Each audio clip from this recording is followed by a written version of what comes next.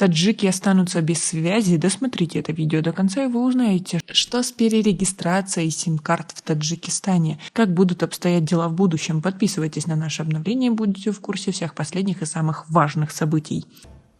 Сотовые операторы Таджикистана просят Госслужбу связи увеличить сроки перерегистрации сим-карт для населения. Сервис-центры попросту не успевают к сроку обслужить всех желающих. Правительство страны снова продлило срок перерегистрации сим-карт на ID-паспорта еще на 1 год. Об этом сообщили в службе связи Таджикистана. Согласно постановлению правительства Таджикистана от 12 февраля 2022 года под номером 24, перерегистрацию сим-карт на ID-паспорта продлено до 15 февраля 2023 года, сообщили источники в службе.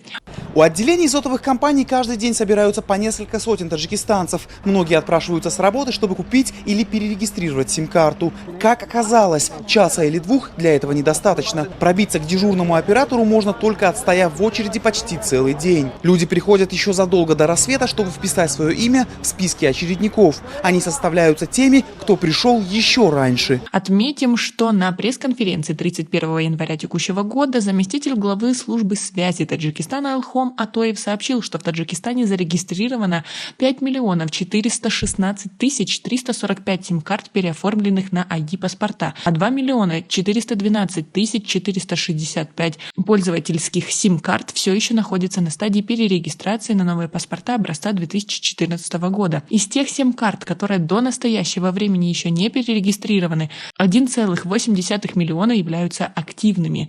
А как вы относитесь к такой идее перерегистрации сим-карт? И вы уже свои перерегистрировали? Свои ответы напишите нам, пожалуйста, в комментарии. Напомним, в феврале 2019 года правительство Таджикистана специальным постановлением обязало мобильных операторов страны до 15 августа того же года переоформить сим-карты своих абонентов с бумажных паспортов образца 1999 года на идентификационные карты ID-паспорта образца 2014 года.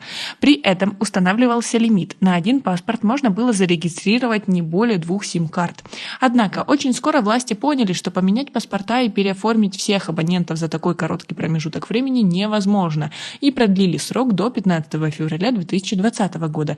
Но и дополнительные полгода не особо помогли, тем более в условиях пандемии COVID-19. Правительству пришлось снова продлить срок переоформления до 15 февраля 2022 года. Ранее было подсчитано, что если не продлят перерегистрацию сим-карт в очередной раз, более 2 миллионов таджикистанцев могли бы остаться без мобильной связи, а госбюджет рисковал потерять около 500 миллионов самани. Как вы думаете, за этот год все успеют переоформить, и почему они этого не делали раньше? Свои ответы напишите нам, пожалуйста, в комментарии. У нас пока на этом все. Оцените наше видео подпиской и лайком. До скорой встречи!